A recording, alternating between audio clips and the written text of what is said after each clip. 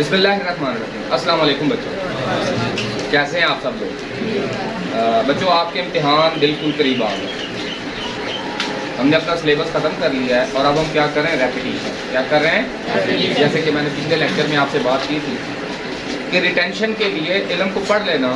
आप पढ़ते हैं, एक दिन पढ़ते हैं, अगले दिन घर में याद करते हैं, दूसरे दिन आपके टेस्ट देते हैं और फिर हम आगे चले जाते हैं। अभी तक तो यही सिलसिला रहा है ना ऐसे, या फिर जब हम चैप्टर ख़त्म करते हैं तो चैप्टर का एक कंबाइंड एक टेस्ट दे रहे हैं, ऐसे ही है ना।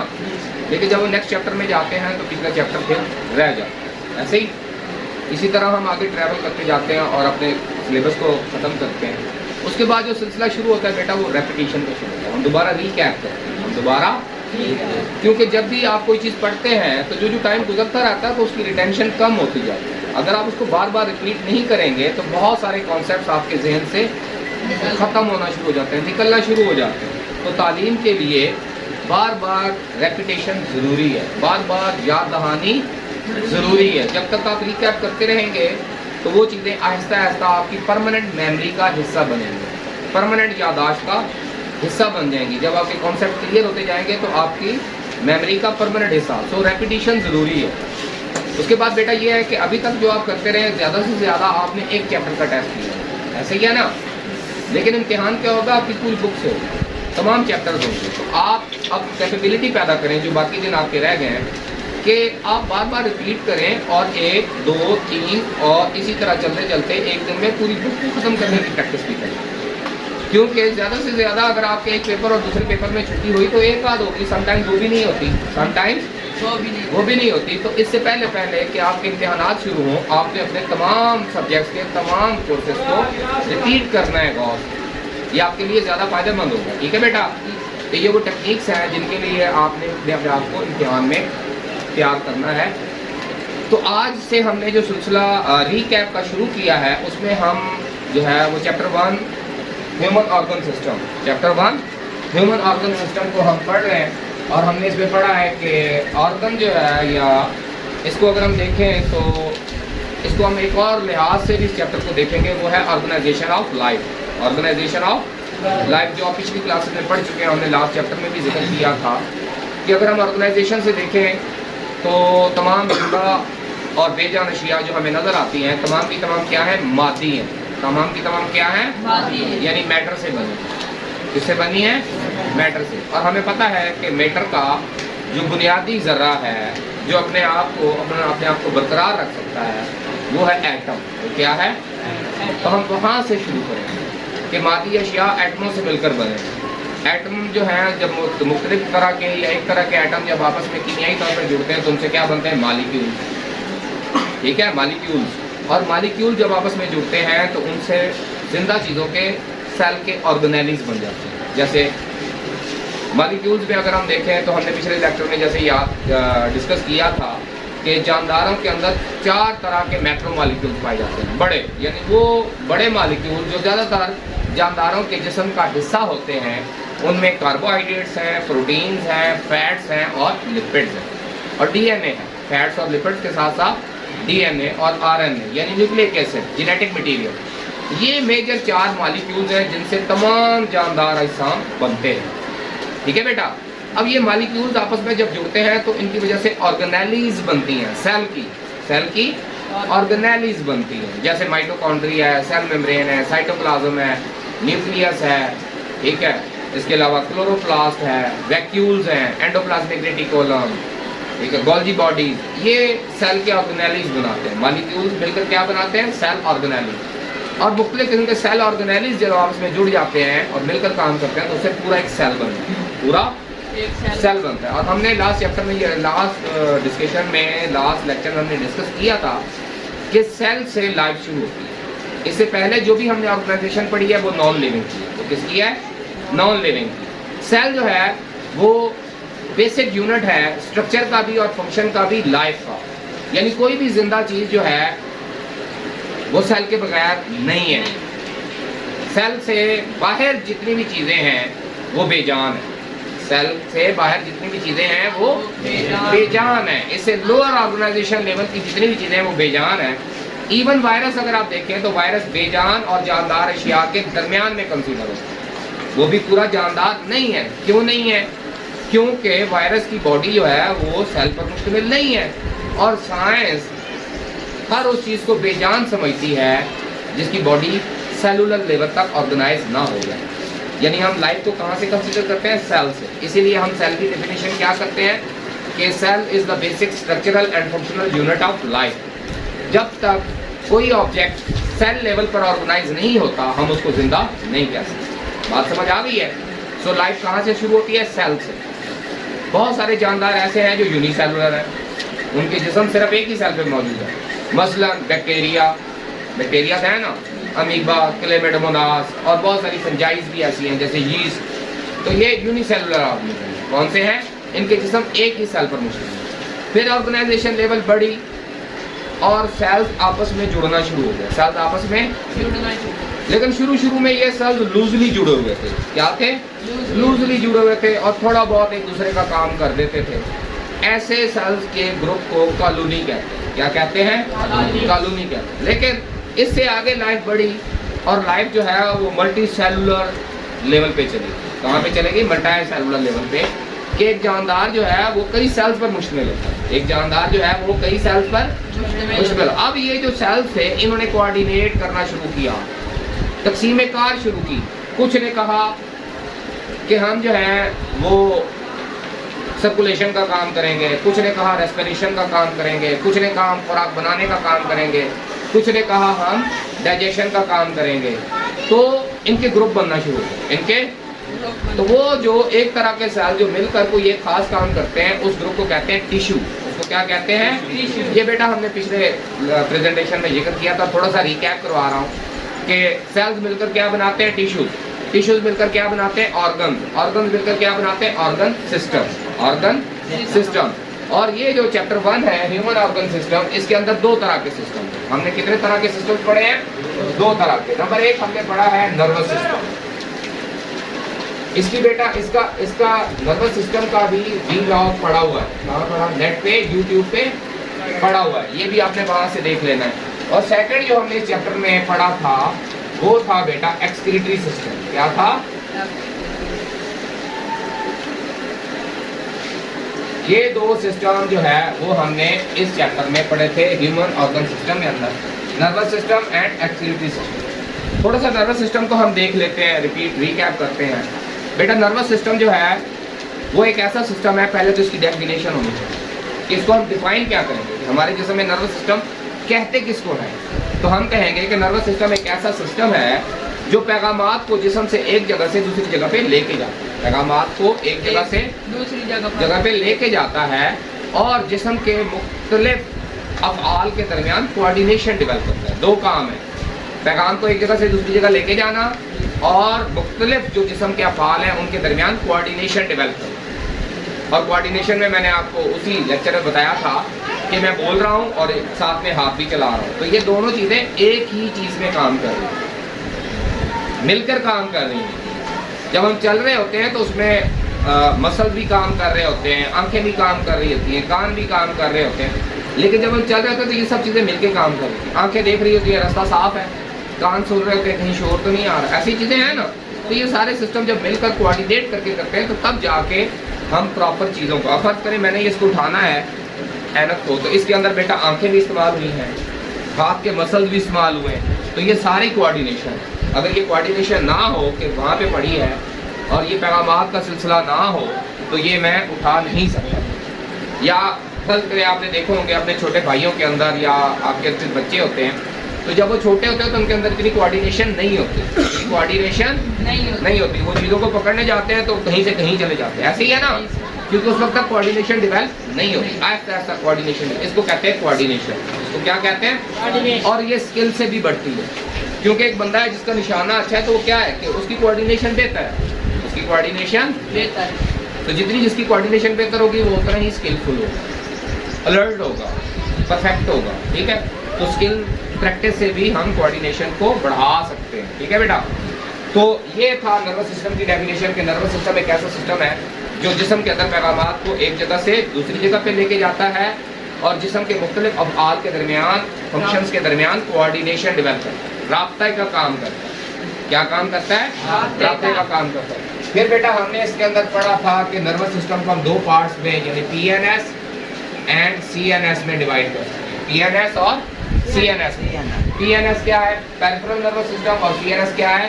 Central nervous system. Central nervous system को हमने मजीद दो पार्ट्स में हमने तकसीम किया था, ब्रेन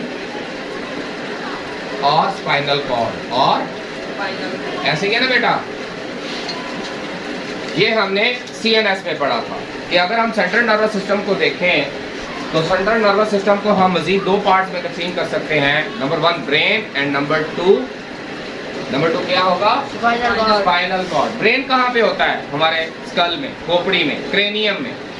स्कल भी कहते हैं, खोपड़ी भी उर्दू में कहते हैं, लेकिन साइंस में क्रेनियम कहते हैं। क्या कहते हैं? ये जो हमारे सर की हड्डी है, खोपड़ी है, इसके अंदर ब्रेन है। ब्रेन बड़ा डेलिकेट सॉफ्ट टिश्यू है, बड़ा नरम सा है, बहुत ज़्यादा इसमें पानी होता है और बड़ा नाजुक होता है। तो इसको हड्डियों के फॉल के अंदर अल्लाह ने महफूज किया कि इसको डैमेज ना पहुंचे, इसको महफूज है ना।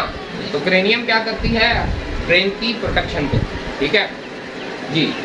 और स्पाइनल कॉर्ड कहाँ पे होता है? स्पाइनल कॉर्ड ब्रेन की ही एक एक्सटेंशन है, एक पार्ट है जो हमारी रीढ़ की हड्डी के अंदर जो गैप है उसके अंदर चलता है। वो भी सॉफ्ट है, वो भी क्या है? जिसको हम हराम मगज कहते हैं, ठीक है। नर्व कॉर्ड वो ब्रेन से निकलता है और रीढ़ की हड्डी के अंदर से एंड तक पूरी हमारी कमर में वो चलता है, ठीक है बेटा। तो ये सेंट्रल नर्वस सिस्टम के दो पार्ट्स हैं, number 1 brain and number 2 spinal cord, ठीक है बेटा। अब चलते हैं कि what is PNS. What is PNS? PNS क्या है? यानी पेरिफेरल नर्वस सिस्टम क्या है? सेंट्रल जो दरमियान में है, ये दरमियान आ गया ना हमारी बॉडी का, हेड यानी ब्रेन एंड स्पाइनल कॉर्ड, ये सेंटर में है। पेरिफेरल क्या होता है? ये मेरे हाथ पेरिफेरल है। मेरे हाथ क्या है? ये मेरे, इसके अलावा रीढ़ की हड्डी के अलावा ये पेट का हिस्सा, ये भी पेरिफेरल है। ये टांगे क्या है? ये पेरिफेरल है। समझ आ रही है? अब हमने जब इन तमाम चीज़ों के दरमियान कोऑर्डिनेशन करनी है तो कुछ नर्व्स तो इनके अंदर भी हैं, कुछ नर्व्स तो इनके अंदर भी है।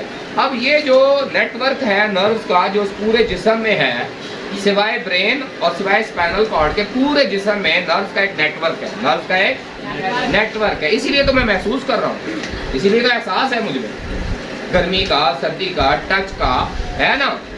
आंखें देख रही हैं, कान साइड पे कान सुन रहे हैं, ठीक है, हाथ महसूस कर रहे हैं, मसल्स काम कर, तो ये भी जुड़े हुए हैं। तो ये भी न्यूरॉन्स के साथ जुड़े हुए हैं। यानी ब्रेन और स्पाइनल कॉर्ड के अलावा हमारे पूरे जिस्म में नर्व्स का जो जाल है वो सारे के सारे मिलकर क्या बनाते हैं? Peripheral nervous system. तो क्या डेफिनेशन होगी कि ब्रेन और स्पाइनल कॉर्ड के अलावा हमारे जिस्म में जितने भी न्यूरॉन्स हैं जो मिलकर एक नेटवर्क बनाते हैं, उस नेटवर्क को कहते हैं पेरिफेरल नर्वस सिस्टम। तो क्या कहते हैं? और पेरिफेरल नर्वस सिस्टम जो है वो ब्रेन और स्पाइनल कॉर्ड के अलावा पूरी बॉडी में पाया जाता है। सिवाय आपके वो नाखून जिसको आप काटते हैं, दर्द नहीं ना होता? बालों में बाल आप काटते हैं, दर्द नहीं ना होता? या जिस्म का कोई डेड हिस्सा, बाजू का ऐसे हो जाते हैं, पाँव के ऊपर ऐसी डेड स्किन की तय आ जाती है जो कि मुर्दा होती है, आप उसको काट भी दें तो दर्द नहीं होता है ना, ऐसी बात। तो वो जो जिस्म के पार्ट्स हैं जो डेड हो गए हैं, लिविंग हर लिविंग पार्ट के अंदर, इवन आपके टीथ के अंदर भी नहीं है नर्व। आपका जो दांत है ऊपर, उसके अंदर नहीं है, जड़ के अंदर नर्व है। क्यों? जड़ के अंदर दर्द कब होता है? अगर जड़ के अंदर सुराख हो जाए, कीड़ा लग जाए, तो सुराख होना शुरू हो जाता है, केविटी बनती है। और केविटी जब तक ऊपर तक रहती है, नर्व तक नहीं पहुंचती, हमें दर्द नहीं होता। जो ही वो केविटी नर्व को टच करती है, क्योंकि नर्व कहाँ पे है? जड़ों में, दांतों की और जाड़ों की जड़ों में। तो जब वो कैविटी जड़ों तक पहुंचती है और नर्व्स को जाके एक्साइट करती है, तब हमें पेन फील होती है। समझ आ रही है बात की? तो ऊपर दांतों में भी नहीं है, ऊपर से दांत भी डेड है, लेकिन नीचे जड़ों के अंदर दांत लिविंग है। वहाँ पे हमें पेन होती है जब कैविटी वहाँ तक पहुँच जाए। ये भी एक सवाल है आपका इसमें कि हमारी जाड़ के अंदर या हमारे दांतों के अंदर दर्द कब होता है? दर्द तब होता है जब कैविटी जो है वो जाके सेंसिटिव हिस्से, यानी रूट के अंदर जो सेंसिटिव हिस्सा है जहाँ पे नर्व्स हैं, वहाँ तक कैविटी नहीं पहुँचेगी, तब तक दर्द नहीं है। जो ही वहाँ तक पहुँचेगी तो फिर हमें पेन फील होती है और फिर वो रुकती भी नहीं है, ठीक है ना। काफ़ी पेनफुल चीज़ है जी। तो ये था बेटा CNS और PNS को हमने पढ़ लिया है। इसके अलावा फिर हमने ये किया था कि ब्रेन को हमने मुख्तलिफ हिस्सों में डिवाइड किया। क्या किया था? ग्रेन को, ये हमारा फर्ज करें कि ये ग्रेन, ये खोपड़ी है और इसके अंदर यूं ग्रेन पड़ा हुआ है, एक हिस्सा ये है और एक हिस्सा ये है, और इसके अंदर यूं काफी सारे ऐसे ही होता है ना ब्रेन सर के अंदर, और इसके अंदर यूं काफी सारे बलदार हिस्से होते हैं। ये बल जो है ये इसका सरफेस एरिया बढ़ा देते हैं, इसका सरफेस एरिया बढ़ा देते। अब हमने ब्रेन को डिवाइड किया, हमने ब्रेन को 3 हिस्से में डिवाइड किया था, फोर ब्रेन, मिड ब्रेन और हाइंड ब्रेन। समझने के लिए, ब्रेन को समझने के लिए, उसके काम के लिहाज से हमने 3 हिस्सों में तकसीम किया, fore brain, mid brain and hind brain. Fore brain के कितने हिस्से थे? 3। फोर ब्रेन के कितने हिस्से थे? 3। कौन कौन से पहला? Cerebellum, thalamus and hypothalamus. Cerebellum जो है वो हमारे ब्रेन का सबसे बड़ा हिस्सा है। ये जो आपको हिस्सा नजर आ रहा है ये सारे का सारा सेरिबेलम है, ऊपर से ये सारे का सारा क्या है? सेरिबेलम। हाइंड ब्रेन इसके पीछे है, मिड ब्रेन इसके अंदर है। बात समझ आ गई है? ये जो ऊपर सारा नजर आ रहा है ब्रेन, यहाँ से लेके यहाँ तक, ये ऊपर पूरे 2 हिस्से जो आपको नजर आ रहे हैं ये सेरिबेलम है। और अगर हम सेरिबेलम को देखें तो मैंने इसके 2 पार्ट्स बनाए, एक ये हिस्सा है और एक ये हिस्सा, ऐसे ही है ना 2। तो इसको हम कहते हैं सेरिब्रल हेमिस्फीयर। एक राइट पार्ट है सेरिबेलम का और एक लेफ्ट पार्ट है, तो इस दोनों को क्या कहते हैं? Cerebral hemisphere. हेमिस्फीयर का मतलब है आधा दायरा, ठीक है। सेरिबेलम जो है वो सेरिबेलम के 2 पार्ट्स हैं, right and left. Right cerebral hemisphere and left cerebral hemisphere. Right cerebral hemisphere जो है वो हमारे जिस्म की लेफ्ट साइड की एक्टिविटीज को कंट्रोल करता है, और लेफ्ट सेरिब्रल हेमिस्फीयर जो है वो हमारे ब्रेन की राइट साइड की जो बॉडी एक्शंस हैं उनको कंट्रोल करता है। अगर किसी बंदे को ब्रेन हैमरेज हो जाए यानी कि फालेज हो जाए, तो अगर इस हिस्से में हुआ है तो ये वाला हिस्सा माजूर हो जाएगा, इस हिस्से में हुआ है तो ये वाला हिस्सा राइट, क्योंकि right cerebral hemisphere left body part को कंट्रोल करता है और लेफ्ट जो है वो राइट बॉडी पार्ट को कंट्रोल करता है। ये आपने याद रखना है। ये ब्रेन का सबसे बड़ा हिस्सा है, ये हमारे शऊरी अफ़ाल को कंट्रोल करता है, जैसे यादाश्त है, लिखना है, पढ़ना है, चलना है, जो हम शऊरी अफ़ाल करते हैं, ठीक है, उनको कंट्रोल करता है। और अगर हम देखें हाइंड ब्रेन, तो हाइंड ब्रेन इसके पीछे होता है, और हाइंड ब्रेन के भी 3 हिस्से हैं। हाइंड ब्रेन के भी 3 हिस्से हैं। एक है सेरिबेलम, ठीक है, पोन्स और मेडुला ओब्लोंगेंटा। ये आपने याद रखना है, 3 हिस्से हैं, ठीक है। सेरिबेलम, पोन्स एंड मेडुला ओब्लोंगेंटा, ये तीनों हिस्से ब्रेन के पिछली साइड पे, ये जो हमारा सर है, बुद्धि है, इसके पीछे यहाँ पे मौजूद है, नीचे, ठीक है बेटा, इसके पीछे। और मिड ब्रेन जो है वो एक ही पार्ट है, और वो दिमाग के जो सेरिब्रल हेमिस्फीयर है, और इसके अंदर सेरिब्रल हेमिस्फीयर के नीचे थैलेमस है, और थैलेमस के नीचे हाइपोथैलेमस है, और हाइपोथैलेमस के पीछे करके हाइंड ब्रेन है, ठीक है बेटा। ये एक हिस्सा है। और जो मिड ब्रेन है इसका काम है कि नर्वस सिस्टम से, हमारे सेंसरी सिस्टम से जितने भी इंफॉर्मेशन आ रही हैं, कोऑर्डिनेशन हो रही हैं, वो उनको ब्रेन के मुख्तलिफ हिस्सों में भेजता है, ब्रेन के मुख्तलिफ हिस्सों में भेजता है। तो ये बेटा कुछ ब्रेन की हमने एनाटॉमी पढ़ी है, ठीक है। आगे हम चलते हैं, आगे हम देखते हैं कि बेटा नर्वस सिस्टम के अंदर हमने ये पढ़ा था कि नर्वस सिस्टम की इकाई क्या है, वो कौन सी ऐसी यूनिट है जिससे पूरा नर्वस सिस्टम बना हुआ है। वो छोटे से छोटा हिस्सा जिससे पूरा नर्वस सिस्टम बना हुआ है उसको हम कहते हैं नर्व सेल या न्यूरॉन। नर्व सेल या न्यूरॉन कहते हैं, हम उसके बारे में अब पढ़े। अगर बेटा हम न्यूरॉन को देखें तो उसकी एक होती है बॉडी, उसकी क्या होती है? एक सेल बॉडी होती है। क्या होती है? सेल बॉडी वो हिस्सा है जहाँ पे 2 चीजें पाई जाती हैं। नंबर 1, सेल का साइटोप्लाज्म जहाँ पे पाया जाए, क्या पाया जाए? ज्यादातर साइटोप्लाज्म, सेल का ज्यादातर साइटोप्लाज्म पाया जाए, और दूसरा उसके अंदर न्यूक्लियस। समझ आ गई है? कोई भी न्यूरॉन जिस पार्ट के अंदर न्यूक्लियस मौजूद होगा और ज्यादातर साइटोप्लाज्म मौजूद होगा, वो हिस्सा सेल की, नर्व सेल की बॉडी कहलाएगा। वो क्या कहलाएगा? नर्व सेल की बॉडी। नर्व सेल की बॉडी से बहुत सारी बारीक बारीक एक्सटेंशन निकलती हैं, तारें निकलती हैं। क्या निकलती हैं? एक्सटेंशन निकलती हैं। इनको कहते हैं डेंड्राइट्स। इनको क्या कहते हैं? डेंड्राइट्स। ये जो बेटा डेंड्राइट्स होती हैं, इनका काम है पैगामात को वसूल करना। क्या करना? पैगामात को, बॉडी से पैगामात को वसूल करना। इनको डेंड्राइट्स कहते हैं। इनसे मैसेज सेल के अंदर दाखिल होता है, इनसे मैसेज सेल के अंदर दाखिल होता है। फिर सेल्स के अंदर एक और चीज होती है, लंबी सी एक और एक्सटेंशन होती है, उस एक्सटेंशन को कहते हैं बेटा एक्सॉन। क्या कहते हैं? एक्सॉन। एक्सॉन, एक्सॉन एक लंबी सी एक्सटेंशन होती है।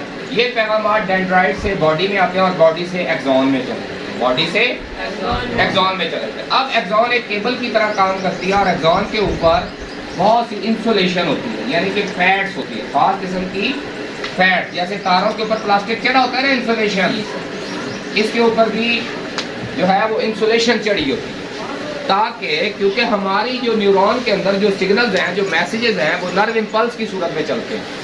किसमें चलते हैं? और नर्व इम्पल्स क्या होती है? इलेक्ट्रोकेमिकल सिग्नल है, इलेक्ट्रोकेमिकल नर्व इम्पल्स क्या होती है? इलेक्ट्रोकेमिकल, यानी उसमें बिजली और कीमिया आयंस मौजूद होते हैं, करंट और आयंस, यानी चार्ज और आयंस दोनों एक। इलेक्ट्रोकेमिकल कौन सी फॉर्म में होते हैं? इसके अंदर केमिकल्स भी इन्वॉल्व हैं मुख्तलिफ किस्म के, जिनको न्यूरोट्रांसमीटर्स कहते हैं, जिनको न्यूरोट्रांसमीटर्स कहते हैं। केमिकल्स भी इन्वॉल्व हैं और चार्जेस भी इन्वॉल्व हैं, क्योंकि इसके अंदर आयंस यूज होते हैं। क्या यूज होते हैं? Ion, sodium ion. कौन सा आयन? सोडियम का आयन यूज होता है, ठीक है। तो इसलिए इसको क्या कहते हैं? नर्व इम्पल्स को इलेक्ट्रोकेमिकल इम्पल्स। क्या कहते हैं? इलेक्ट्रोकेमिकल इम्पल्स इसको कहते हैं। वो इलेक्ट्रोकेमिकल इम्पल्स जो है, वो नर्व इम्पल्स जो है, वो एक्सॉन से होती हुई फिर एंड पे चली जाती है और एंड पे फिर बारीक बारीक एक्सटेंशन होती है। क्या होती है? बारीक बारीक एक्सटेंशन, यानी आप समझिए फिर एक केबल का एक नेटवर्क निकलता है। इनको कहते हैं बेटा टर्मिनल एक्सॉन। इनको क्या कहते हैं? ये जो टर्मिनल एक्सॉन्स हैं, ये मैसेज को अगले न्यूरॉन सेल में दे देते हैं। किसको दे देते हैं? अगले न्यूरॉन सेल को। और अगला जो न्यूरॉन सेल है, उसके डेंड्राइट्स इसके साथ जुड़े होंगे। इसके क्या जुड़े होंगे? यानी एक सेल के डेंड्राइट्स दूसरे सेल के टर्मिनल एक्सॉन, एक सेल के डेंड्राइट्स दूसरे सेल के टर्मिनल एक्सॉन आपस में जुड़ेंगे, तो ये मैसेज अगले सेल में चलेगा, ये मैसेज अगले सेल। और ये जहाँ पे ये जुड़ते हैं, ये जो जंक्शन है, इसको साइनैप्स कहते हैं। इसको क्या कहते हैं? साइनैप्सिस के अंदर मैसेज जो है वो एक न्यूरॉन से दूसरे न्यूरॉन में चला जाता है। ये जो ब्रिजिंग करता है एक से दूसरे में, यहाँ पे केमिकल्स मौजूद हैं, यहाँ पे न्यूरोट्रांसमीटर्स होते हैं। यहाँ पे क्या होते हैं? न्यूरोट्रांसमीटर, ठीक है। तो एक सेल के डेंड्राइट से दूसरे सेल के एक्सॉन तक का सफर जो है वो नर्व इम्पल्स इलेक्ट्रोकेमिकल फॉर्म में तय करती है, इलेक्ट्रोकेमिकल फॉर्म में तय करती है, वेव की शक्ल में तय करती है। इसको कहते हैं नर्व इम्पल्स। इसको क्या कहते हैं? Nerve impulse. और नर्व इम्पल्स हमेशा डेंड्राइट से सेल के अंदर दाखिल होती है, फिर बॉडी से गुजरती है, फिर टर्मिनल एक्सॉन्स के जरिए अगले न्यूरॉन सेल को ट्रांसफर हो जाता है, ठीक है बेटा। तो ये है किसी भी न्यूरॉन की basic structure, dendrite, body, axon, terminal axon, ये आपने याद रखना, ठीक है। ये मॉडल स्ट्रक्चर भी आ सकती है, आप नर्व सेल या न्यूरॉन की स्ट्रक्चर बयान करें और उसकी डायग्राम भी बयान करें, तो आपने ये चीज़ें बयान करें। अब नेक्स्ट हम चलते हैं थोड़ा सा कि हमारे जिस्म में कितनी टाइप्स के न्यूरॉन्स पाए जाते हैं। हमारे जिस्म में मुख्तलिफ तरह के न्यूरॉन्स पाए जाते हैं। कुछ न्यूरॉन्स ऐसे हैं कि वो पूरी बॉडी जितने लंबे भी हो सकते हैं। हो सकता है कि कोई न्यूरॉन मेरे पाँव के अंगूठे से लेकर रीढ़ की हड्डी तक आ रहा हो, इतना लंबा भी हो सकता है, और कोई इतना छोटा भी हो सकता है कि वो माइक्रोस्कोप के अलावा नजर ही ना आए। हमारे ब्रेन के अंदर जो नर्व सेल्स हैं वो बहुत छोटे हैं, लेकिन जो हमारी बॉडी के अंदर न्यूरॉन सेल्स हैं हो सकता है वो बहुत लंबे लंबे भी हो। समझ आ रही है? तो हमारी बॉडी में कई तरह के सेल्स पाए जाते हैं, लेकिन अगर हम इनको फंक्शन के लिहाज से डिवाइड करें, ये तो स्ट्रक्चरल है ना, कि स्ट्रक्चर के लिहाज से कोई बहुत छोटे हैं, कोई बहुत बड़े हैं, ठीक है। लेकिन हम फंक्शन के लिहाज से पढ़ेंगे, और फंक्शन के लिहाज से नर्व सेल्स को 3 तरह के सेल्स में डिवाइड किया जाता है। कितने तरह के सेल्स में? तीन टाइप्स ऑफ नर्व सेल्स हैं। टाइप्स ऑफ नर्व सेल्स 3 तरह के हैं। पहले है सेंसरी,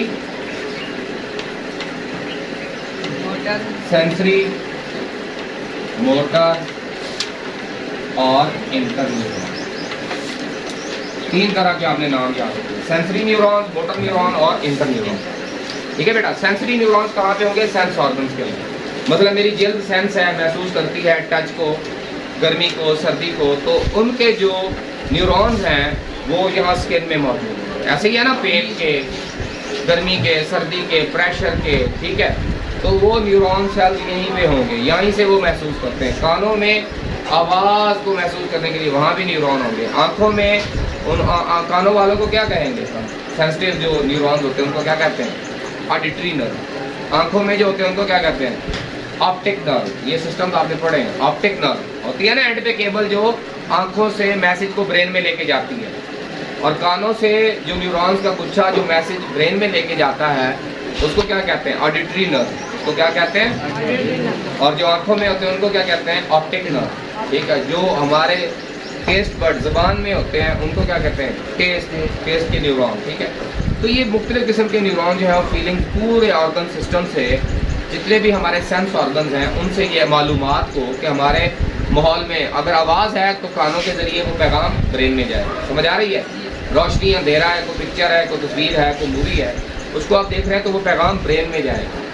ज़बान पे जायका है तो वो पैगाम ब्रेन में जाएगा। नाक में ऑल्फैक्टरी न्यूरॉन्स होते हैं जो स्मेल सुनते हैं और उसका पैगाम ब्रेन में भेजते हैं। तो ये जो न्यूरॉन्स हैं जो सेंस ऑर्गन से पैगामात को ब्रेन में भेजते हैं उनको कहते हैं सेंसरी न्यूरॉन। उनको क्या कहते हैं, सेंसरी न्यूरॉन। तो ये सेंस ऑर्गन से ब्रेन की तरफ मैसेज भेजते हैं। मोटर न्यूरॉन, अभी इंटर न्यूरॉन पे आ, सेंसरी न्यूरॉन से मैसेज गए ब्रेन में। सेंसरी न्यूरॉन से मैसेज कहाँ गए, ब्रेन और स्पाइनल कॉर्ड में, यानी सेंट्रल नर्वस सिस्टम में आ गए। वहाँ पे जब ये गए तो ब्रेन के सेल्स ने उस मैसेज को एनालिसिस किया, उसको समझा ये कहाँ से आ रहा है और क्या मैसेज दे रहा है। अगर तो वो कानों से आ रहा है तो वो आवाज़ प्रिडिक्ट करेगा, तो वो क्या करेगा, मुंह से आ रहा है तो जायका, आंखों से आ रहा है तो देखना, कानों से आ रहा है तो सुनना, नाक से आ रहा है तो स्मेल। ठीक है, वो पहले ये करेगा। दिमाग के जिस हिस्से में जाएगा वो खास हिस्सा है, आंखों के लिए खास हिस्सा है, वहाँ पे सेंसिटिव न्यूरॉन ले जाएंगे। फिर इंटर न्यूरॉन इसको एनालाइज करेंगे कि ये क्या है, उसको डिकोड करेंगे, क्योंकि आवाज़ को सुना गया और उसको इलेक्ट्रोकेमिकल सिग्नल्स में कोड करके दिमाग को दे दिया। दिमाग उस पूरे मैसेज को डिकोड करता है, दिमाग उस पूरे मैसेज को डिकोड करता है और आवाज़ की शक्ल में हमें उसकी सेंसेशन दे देता है। गल समझ आ गई है। अगर सिर्फ कान हो ठीक, लेकिन वो कान से जो न्यूरॉन दिमाग तक जाता है वो गड़बड़ हो जाए तो हमें आवाज़ सुनाई नहीं देती, तो वो भी ज़रूरी है। तो वो भी ब्रेन का वो हिस्सा और सेंसिटिव न्यूरॉन भी ज़रूरी है। ठीक है, तो तब जाके सुनने का काम मुकम्मल होता है।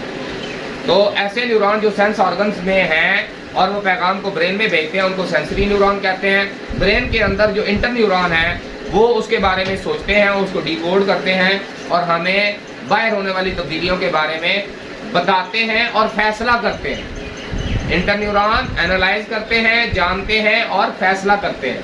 फैसला करने वाले न्यूरॉन कौन से हैं, इंटर न्यूरॉन। आखिरी फैसला करने वाले कौन से न्यूरॉन हैं, इंटर न्यूरॉन है। फिर आ जाते हैं मोटर न्यूरॉन की जानिब। जब कोई फैसला हो जाता है, फर्ज करें कहीं हमें स्मेल आ रही है,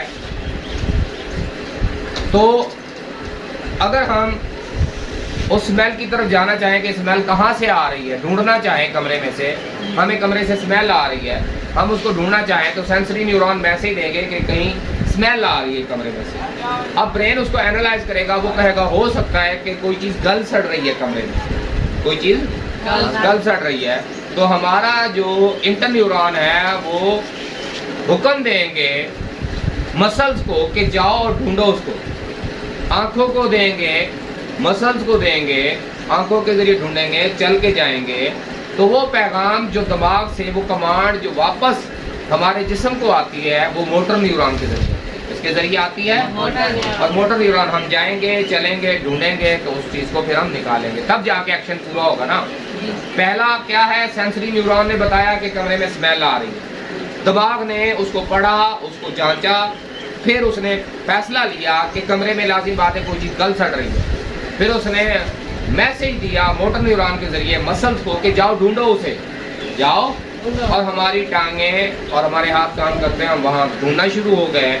फिर हमने ढूंढ लिया, फिर उसको बाहर किया। ठीक है, तो ये जो ब्रेन से पैगाम वापस इफेक्टर्स तक आया, इफेक्टर्स क्या है, मसल्स और ग्लैंड, मसल्स और कि जाके ढूंढो उसे, ये पैगाम जो लेके आते हैं उनको क्या कहते हैं? Motor neuron. सेंसरी न्यूरॉन पैगाम ब्रेन की तरफ लेके जाते हैं। कहाँ लेके जाते हैं? CNS की तरफ। कहाँ लेके जाते हैं? CNS की तरफ। इंटर न्यूरॉन क्या करते हैं? रिसीव करते हैं, मैसेज को रिसीव करते हैं, एनालाइज करते हैं और ये हुक्म देते हैं मोटर न्यूरॉन को। हुक्म देते हैं और मोटर न्यूरॉन जाके सेंसरी मालूमात की बुनियाद पे काम करते हैं। समझ आ रही है? तो हमारे मसल्स इफेक्टर जाके काम करते हैं। सेंस ऑर्गन ने महसूस किया, ब्रेन ने सोचा, हुक्म दिया।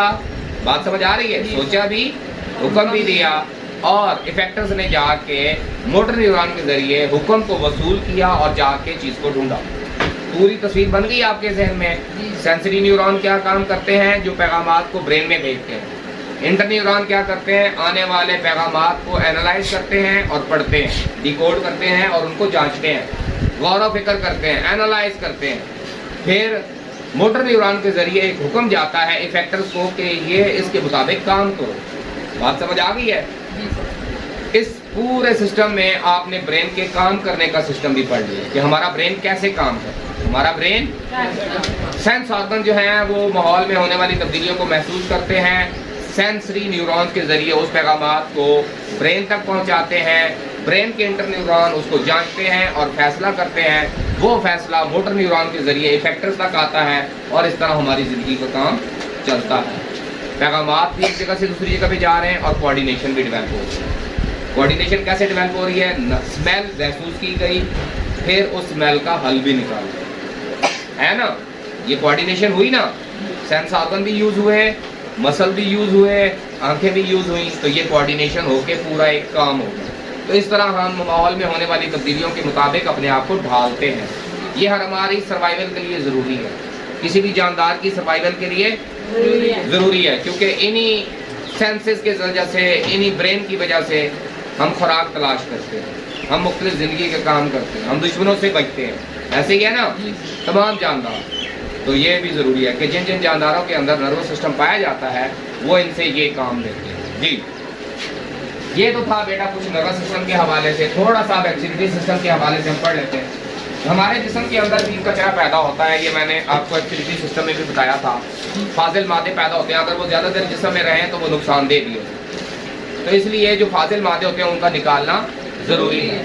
तो वो सिस्टम जो हमारे जिस्म में बनने वाले फाजिल नुकसानदेह मादों को निकालते हैं वो मिलकर एक्सिडिटी सिस्टम बनाते हैं, वो मिलकर ऑर्गन ऑक्सीडिटी सिस्टम। तो हमारे एक्सिडिटी सिस्टम के अंदर जो जो चीज़ें इन्वॉल्व हैं उनमें बेटा सबसे पहले है किडनी। क्या है? किडनी, गुर्दे। दूसरा जो पार्ट है वो है यूरिटर। क्या है? यूरिटर है। तीसरा जो पार्ट है बेटा वो है यूरिनरी ब्लेडर। क्या है? यूरिनरी ब्लेडर जी।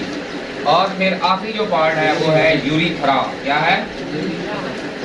ये बेटा ये जो चार किस्म के ऑर्गन्स हैं ये मिलकर एक्सिडिटी सिस्टम बनाते हैं, यानी हमारे जिस्म में से फाजिल मादों को खारिज करते हैं। ठीक है? किडनीज हमारे जिस्म के अंदर दो किडनीज होती हैं और किडनीज कहाँ पाई जाती है? हमारे बैकबोन में, एब्डोमिनल पार्ट के पीछे। ये हमारा एब्डोमिन है, पेट है, विसरल ऑर्गन है, विसरा है। इसकी बैक साइड पे रीढ़ की हड्डी की दाएं और बाएं दो किडनीज पाई जाती है। किडनीज का जो कलर है वो ब्राउन होता है, डार्क ब्राउन होता है। इसकी शक्ल जो है वो बीन शेप्ड होती है। किडनी की शेप बीन की तरह की होती है, डार्क होता है और ये रीढ़ की हड्डी के साथ पाएगा। ठीक है? ये है। और इसके अलावा ये है कि जो दायां गुर्दा है वो थोड़ा सा ऊपर होता है, बायां थोड़ा सा नीचे होता है। इसकी पोजीशन, इसकी शेप कैसी है? Bean shape. क्या है? Bean shape. ठीक है? अच्छा, ये है मेन पार्ट, ये हमारे एक्सिडिटी सिस्टम का मेन पार्ट है। बाकी जो चीज़ें हैं, यूरिटर है, यूरिथ्रा है या यूरिनरी ब्लेडर है, ये सिर्फ कंडक्शन पार्ट है कि जो यूरिन प्रोड्यूस होता है उस यूरिन को एक जगह से दूसरी जगह पे लेके जाना या जिस्म से बाहर एक्सपेल करना, इनका काम ये है। फिल्ट्रेशन का काम, यूरिन पैदा करने का काम जो है वो किडनीज के अंदर होता है।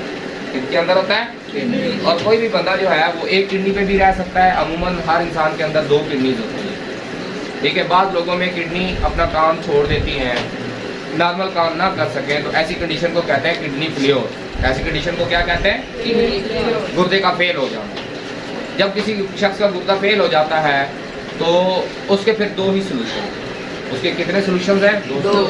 एक आर्जी सॉल्यूशन है और एक परमानेंट सॉल्यूशन है। आर्जी सॉल्यूशन ये है कि वो डायलिसिस करवाए। क्या करे? डायलिसिस क्या है कि गुर्दे जो काम करते हैं वही काम किसी मशीन से किया जाए।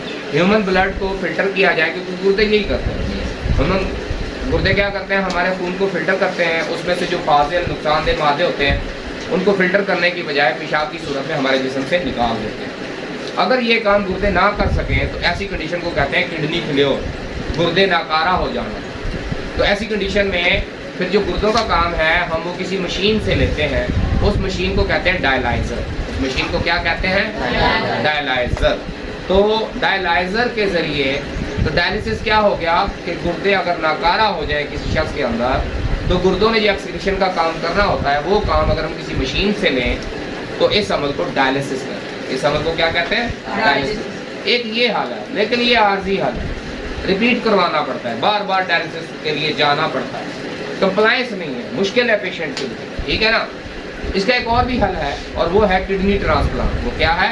Kidney transplant. कि अगर किसी शख्स के गुर्दे फेल हो गए हैं तो वो ऐसे करे कि अपने किसी रिश्तेदार से, रिलेटिव से, क्योंकि इसके अंदर भी मैचिंग होती है, जैसे ब्लड मैच करते हैं ना, इसी तरह ऑर्गन्स भी मैच करवाए जाते हैं। तो रिलेटिव्स के दरमियान ज़्यादा चांस होता है कि मैच आसानी से हो। तो कोई ना कोई रिश्तेदार जो है वो एक किडनी दे देता है, तो एक किडनी पे इंसान जिंदा रह सकता है, एक किडनी पे इंसान, तो दोनों की ही जान बच जाती है। इसको कहते हैं किडनी ट्रांसप्लांट या गुर्दे की पैबंदकारी। गुर्दे की पैबंदकारी। अब थोड़ा सा अंदर डिटेल में चलते हैं कि हमारा किडनी काम कैसे करता है, खून को कैसे फिल्टर करता है। इसको अगर हमने जानना है तो बेटा सबसे पहले हमें गुर्दे की अंदरूनी साख को देखना पड़ेगा। सबसे पहले क्या देखना पड़ेगा? गुर्दे की अंदरूनी साख। जैसे कि मैंने पहले बनाया था गुर्दा कि बीन शेप्ड होता है, और इसकी अगर हमने अंदरूनी साख देखनी है तो हमें इसका क्रॉस सेक्शन लेना, क्या करना पड़ेगा? इसको काटना पड़ेगा, इसको लॉन्गिट्यूडिनल सेक्शन। गुर्दे को अगर हम दरमियान से काट दें तो फिर हम देखते हैं कि हमारे किडनी के अंदर जो है वो 3 तरह की स्ट्रक्चर हमें नजर आएंगी। कितनी स्ट्रक्चर नजर आएंगी? 3। एक ये बाहर वाली डार्क लाइन होती है, बाहर वाला डार्क बॉर्डर होता है। क्या होता है? डार्क सा बॉर्डर होता है। इसका रंग जरा पिंक या रेड होता है, क्योंकि इसके अंदर बहुत सारी ब्लड कैपिलरीज होती है, बहुत सारी ब्लड कैपिलरीज होती है, खून का बहुत ज्यादा बहाव होता है। इसको कहते हैं रीनल कॉर्टेक्स। क्या कहते हैं? Renal cortex. Renal cortex. ये हमारे गुर्दे का सबसे बाहर वाला हिस्सा है और इसको हम कहते हैं रीनल कॉर्टेक्स। क्या कहते हैं? रीनल कॉर्टेक्स, बाहर वाला हिस्सा। इसके अंदर जो है पार्ट बेटा, वो अगर आप देखेंगे क्रॉस सेक्शन को तो वो आपको नजर आएगा पिरामिड की शक्ल में। किस शक्ल में नजर आएगी? त्रिकोण शक्ल की बहुत सारी स्ट्रक्चर आपको नजर आएंगी, ठीक है। तो ये जहाँ पे त्रिकोण शक्ल की बहुत सारी स्ट्रक्चर नजर आ रही होती हैं, इसको कहते हैं रीनल मेडुला। क्या कहेंगे? ये जो त्रिकोण शक्ल की स्ट्रक्चर इसके अंदर मौजूद होते हैं, इस पार्ट को कहते हैं रीनल मेडुला।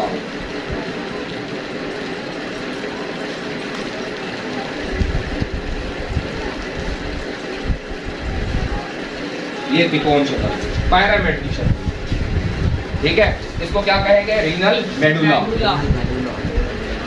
इस पूरे पार्ट को रीनल मेडुला।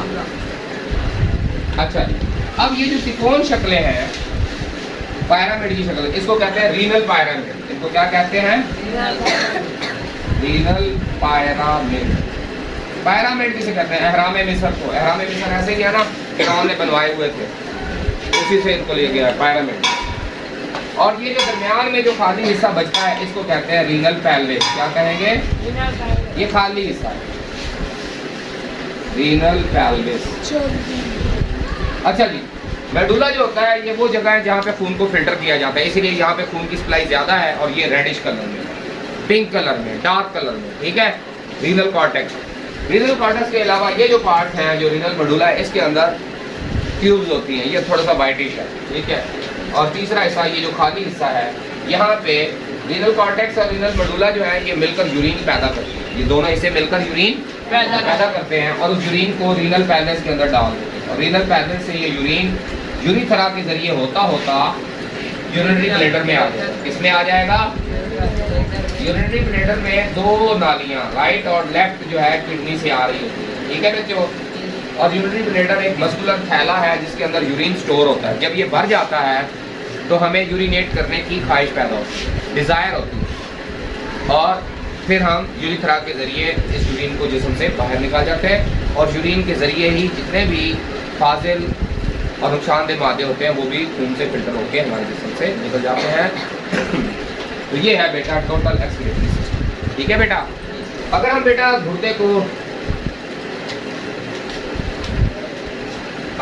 को गौर से देखें तो इसके अंदर जो फंक्शनल यूनिट है जो ये सारा फिल्ट्रेशन और यूरिन बनाने का काम करती है, वो जो बारीक सी छोटी सी मशीनरी है उस मशीनरी को कहते हैं नेफ्रॉन। तो क्या कहते हैं? नेफ्रॉन। नेफ्रॉन एक स्ट्रक्चर है। नेफ्रॉन क्या है? स्ट्रक्चर है, बहुत छोटे साइज है, बड़ी कम्प्लेक्स लेकिन बहुत बारीक नालियों का एक गुच्छा है और वो एक यूनिट है जो गुर्दे में, और हमारे हर गुर्दे के अंदर 10 लाख नेफ्रॉन होते हैं। हर एक गुर्दे के अंदर कितनी नालियां होती हैं? 10 लाख मशीनें होती हैं जो खून को फिल्टर करती हैं और उससे यूरिन बनाती हैं। हर मशीन जो है वो मुकम्मल सिफर से लेकर एंड तक, यानी फिल्टर करने से लेकर यूरिन बनाने तक का मुकम्मल काम करती है। बात समझ आ गई है? इसको क्या कहते हैं? नेफ्रॉन। तो इंशाल्लाह नेक्स्ट जो हमारी प्रेजेंटेशन होगी उसके अंदर हम नेफ्रॉन के बारे में पढ़ेंगे। थैंक यू वेरी मच बेटा। इन चीज़ों को ज़रूर याद कीजिएगा। नर्वस सिस्टम की डेफिनेशन से लेकर नर्वस सिस्टम के पार्ट्स और फिर ब्रेन के पार्ट्स, फिर peripheral nervous system, central nervous system, फिर न्यूरॉन। न्यूरॉन की 3 types, sensory neuron, inter neuron, motor neuron, फिर एक्सक्रीटरी सिस्टम की डेफिनेशन, एक्सक्रीशन की डेफिनेशन और एक्सक्रीटरी सिस्टम के पार्ट्स के नाम आपने याद करने हैं। गुर्दे यानी kidneys, ureter, urethra and urinary bladder, और उनके मुख्तलिफ काम आपने याद किए। Thank you very much.